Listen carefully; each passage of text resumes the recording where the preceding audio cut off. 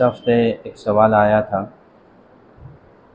بچے کی ولادت سے متعلق اور فیملی پلاننگ سے متعلق، تو گزشتہ بھی بات آئی تھی، اس کو دوبارہ دہرا دیتا ہوں کہ فیملی پلاننگ اس نیت سے کہ بچے کو روک دیا جائے یا نسل کو روک دیا جائے، یا یہ کہ اگر بچے ہوں گے، اولاد ہوگی تو ان کا کھانا پینا کون کرے گا اور ان کا خرچہ کون برداشت کرے گا، اس نیت سے اگر فیملی پلاننگ کی جاتی ہے تو یہ حرام ہے، ناجائز ہے، اور یہ اللہ تبارک و تعالیٰ کی گویا کہ پلاننگ میں دخل اندازی کرنا ہے۔ اللہ کا نظام ہے، بھئی ہم دنیا میں دیکھتے ہیں ایک چھوٹا سا اسکول ہے، ایک چھوٹا سا کارخانہ ہے، اس اسکول میں کتنے بچوں کا ایڈمیشن لینا ہے یہ اس اسکول کا پرنسپل جانتا ہے، ایک کارخانے میں کتنے کاریگروں کو رکھنا ہے یہ کارخانے کا مالک اچھی طرح جانتا ہے۔ تو کیا اللہ تبارک و تعالیٰ جو ساری کائنات کا بنانے والا ہے اس کو نہیں پتہ ہے کہ کیا پاپولیشن ہونی چاہیے اور پاپولیشن زیادہ ہونا چاہیے یا کم ہونا چاہیے؟ یہ اللہ کا اپنا نظام ہے۔ اور دیکھیے دنیا کی تحقیقیں ہمیشہ اس سلسلے میں فیل رہی ہے۔ آج سے 100 سال پہلے یہ کہا جاتا تھا کہ اگر دنیا کی پاپولیشن 4 بلین سے زیادہ اگر ہو گئی تو ریسورسز ختم ہو جائیں گے، لیکن اس وقت دنیا کی پاپولیشن 6 بلین سے زیادہ ہے اور ریسورسز کی بھی بھرمار ہے۔ تو مسئلہ پاپولیشن کا، یہ ریسورسز کا نہیں ہے، کرپشن کا مسئلہ ہے جو انسانوں کا پیدا کیا ہوا ہے۔ تو بہرحال بات یہ عرض کرنی تھی کہ اگر کسی عذر کی وجہ سے، میڈیکل ایشوز ہے یا ہیلتھ ایشوز ہے، اس کی وجہ سے اگر کوئی فیملی پلاننگ کی جاتی ہے عارضی طور پر، دیکھیے عارضی طور پر کا مطلب یہ ہے جیسے حدیث پاک میں ایک ذکر ملتا ہے عزل کا۔ عزل کے معنی ہوتے ہیں کہ جب میاں بیوی جب قربت اختیار کرتے ہیں تو فراغت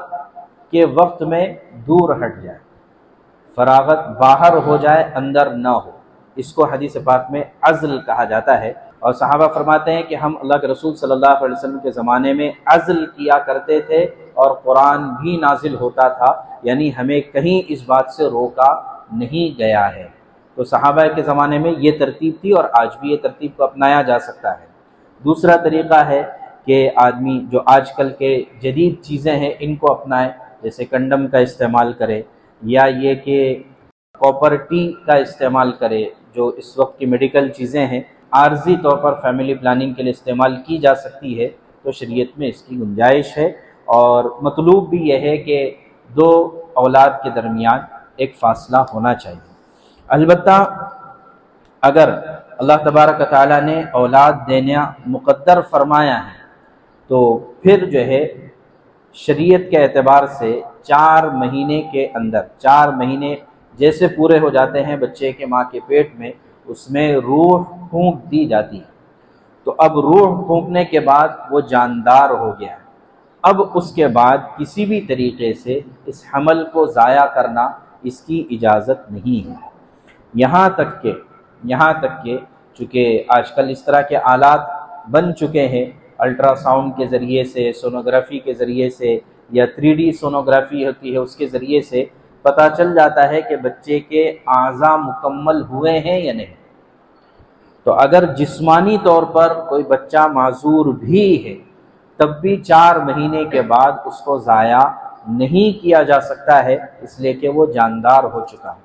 تو کسی جاندار کی جان لے لینا ایسے ہی ہے جیسے باہر آدمی کسی کی جان لے لے، اور قرآن کریم نے اس کی طرف بہت سخت بات کہی ہے، وَإِذَا الْمَوْءُودَةُ سُئِلَتْ بِأَيِّ ذَنبٍ قُتِلَتْ، کہ کل قیامت میں اس بچے کو جس کو زندہ مار دیا گیا ہو اس کو اٹھایا جائے گا، اور یہ اپنے ماں باپ سے سوال کرے گا یہ بچہ کہ بِأَيِّ ذَنبٍ قُتِلَتْ، کہ میرے کس گناہ کی وجہ سے مجھے قتل کیا ہے۔ ظاہر ہے کہ اس کا کوئی گناہ نہیں، تو لہٰذا اگر جسمانی طور پر کوئی بچہ معذور بھی ہے تب بھی حمل کو ضائع نہیں کیا جائے گا۔ ہاں البتہ بعض مرتبہ دماغی طور پر کچھ اس طرح کی چیزیں ہوتی ہیں، یا اور بھی کچھ اس طرح کے مسائل پیدا ہوتے ہیں کہ جس میں ڈاکٹرز کہتے ہیں کہ آپ کو ابورشن کرنا پڑے گا۔ تو اگر ڈاکٹرز کہتے ہیں تو ڈاکٹرز میں بھی